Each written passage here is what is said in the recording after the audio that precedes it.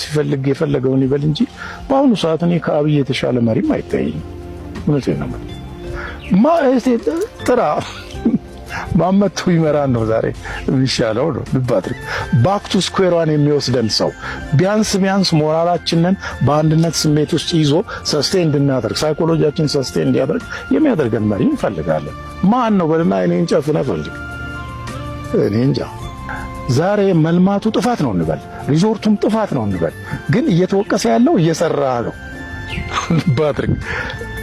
መጨረሻ ላይ ምን ይሆናል መሰል ይሆናል ሰዎች የተሰራውን ስራና ያልተሰራውን ነው ኮምፔር የሚያደርገው። ማንም ጤነኛ ሰው እኔ አሁን እንደዚህ ስናገር ሁሉ ልክ ለዚህ ያደላው ሊመስል ይችላል። ግን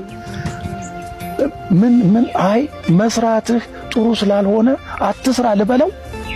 ሰላም የኑሮ ውድነትን እንደው ረገብ እንዲል ማድረግ ታንጎ ደንሳ አታውቅም አይደል? it takes two a tango ይላል ፈረንጅ። it takes two to a tango ገባ። ሰላም ከአንድ ወገን አይመጣም፣ ከአንድ ወገን ምኞት አይመጣም። ኦኬ አጀንዳ ያለው ሰላም የሚፈልግ ወገን መኖር አለበት። ለዛ ደግሞ ገፊ መሆን ያለበት ህዝብ ነው። ይገባል።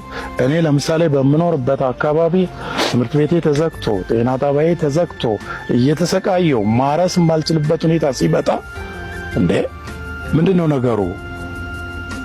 እኔ እናንተ የምትታገሉትን ነገር እኔ አገባኝም፣ ግን እኔ አርሼ ልብላ እንጂ ማለት የለብኝም። አቡነ ኤርምያስ ላሊበላ ላይ ምን እንዳሉ ሰምታል?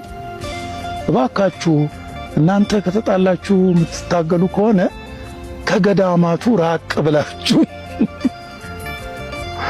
ህዝብ ዝም ብሎ ቁጭ ብሎ ከልማት ይልቅ ሰላም ይቀድማል ካለ የመወያያ መድረክ አዘጋጅንና ስለ ሰላም እንወያይ ብሎ ይጠይቅ።